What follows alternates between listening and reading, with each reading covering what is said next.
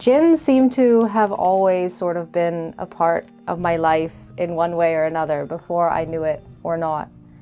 You know, even back to when I was 14 years old and I had, I guess, my sort of first Jinn experience. I was out with my brother and his friend. His friend was really into like black magic and ghosts and all this stuff. And he's like, let's go to this place called like Spirit Corner or something like that. So we went there, we were sitting down in a circle and he started doing like, I don't know, whatever, seance or chant or whatever. And I felt this feeling inside my chest, sort of where you think your soul might be, in the center of your chest. And it really scared me, but I didn't say anything, I just kept quiet. And he looked straight at me and said, "You need to leave." And I'm like, why? But I knew why, I could feel it. And he's like, something here doesn't like you, just leave, run. So I got up and I ran like as fast as I could away from there and straight back home. I never really thought about this again until almost a decade later. My revert story started back when I was about 21 years old and I was living in Malaysia. I had just moved into a new house and my best friend was over from Canada helping me move in. So we decided to have like a housewarming party, invite some friends over, have a barbecue. And we had all the doors open. Typical Malaysian houses, they'll have like the wooden swinging door and the glass sliding door at the front of the house.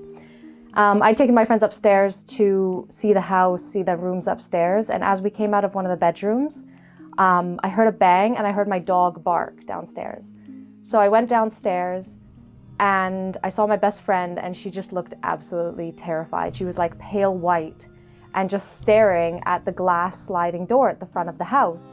And I asked her what had happened and she said my dog was walking towards the door and the glass door just slammed shut right in front of the dog. So, you know, logically, scientifically, that shouldn't happen. The wooden door would close if it was wind or something like that, but the glass door shouldn't do that. So we got kind of freaked out, locked up the house and just like went out and sort of forgot that it had ever happened.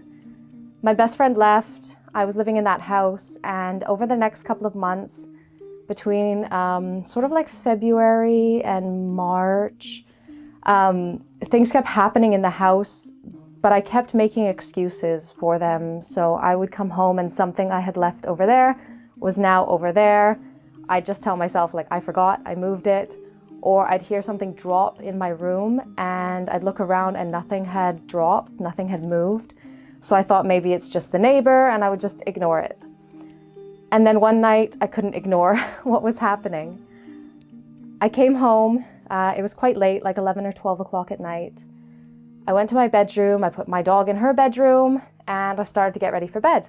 I looked outside, sort of at the crack of my door, and I saw that the hallway light was still on outside.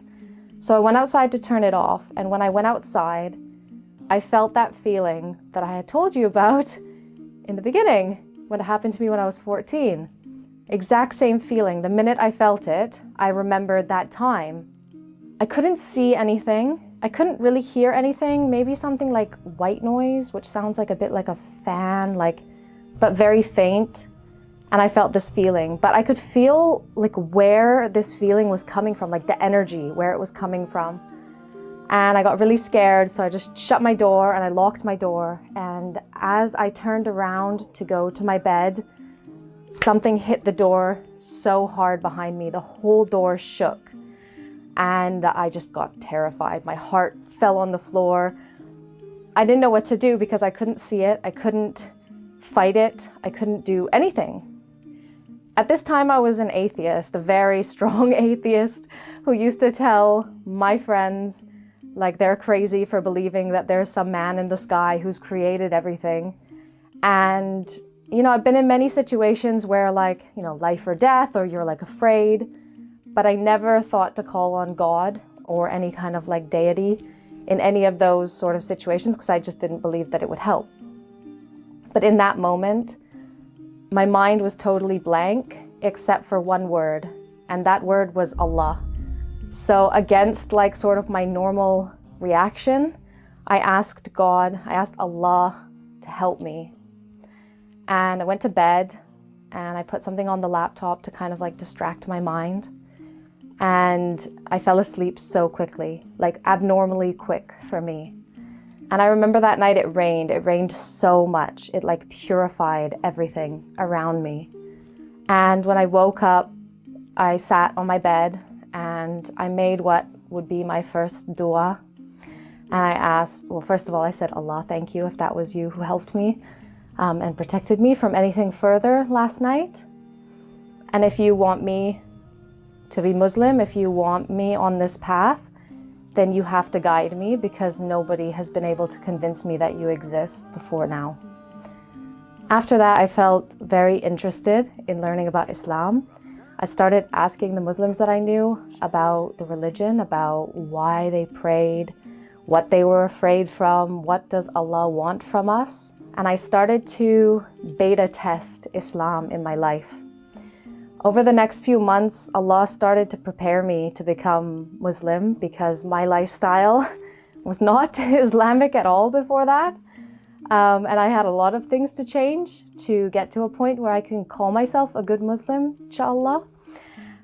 So like I quit drinking, and I started to practice like implementing patience, for example, when I feel impatient, when I feel irritated, maybe in a traffic jam. And so I would say, you know, Allah loves patience and those who are patient, so like be patient. And then I would see like the situation changing. Probably about 6-7 months after that first incident, it was coming to be Ramadan. And all of my Muslim friends were very, very good Muslims in Ramadan. So I decided this is the time to see if I can be Muslim or not. Because for my personality, I don't do things halfway. I like to do them all the way or not at all. And I didn't want to be a Ramadan Muslim. I didn't want to only practice Islam during 1 month of the year.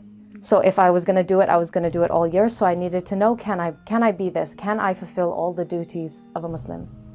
So I started fasting from the first day of Ramadan. I read a chapter or a juz of the Quran every day. I put on a hijab during that month, and I learned to pray. And it was very difficult learning how to pray and putting the papers in front of you. And I was completely on my own, so I didn't really have anyone in that month to guide me except Allah, which is quite suiting, because from the beginning, the whole journey was kind of just me and Allah. And so it was coming to be the middle of Ramadan, and I'd been fasting the whole month, and I'd been praying the whole month and reading the Quran.